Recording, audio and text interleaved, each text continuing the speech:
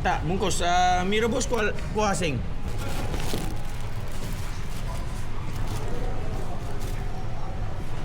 Jemput. Nak sambal ke apa-apa ke? Boleh, sambal boleh. Habis Okey. kepak asingkan dengan ni. Okey. Alhamdulillah. Mi rebus satu ni kan? Satu aje. Ni epok sayur je. Betul. Alhamdulillah. Tadi dah habis. Tak apa, sayur the best. Berapa semua? Ni. Tak apa, pelan-pelan. Queue dah panjang. Tu lah. Ni yang saya pening ni berapa banyak? Dah lah. Ni. Kan dah lupa. Pelan-pelan, pelan-pelan. 4, 8, 8, 10 setengah.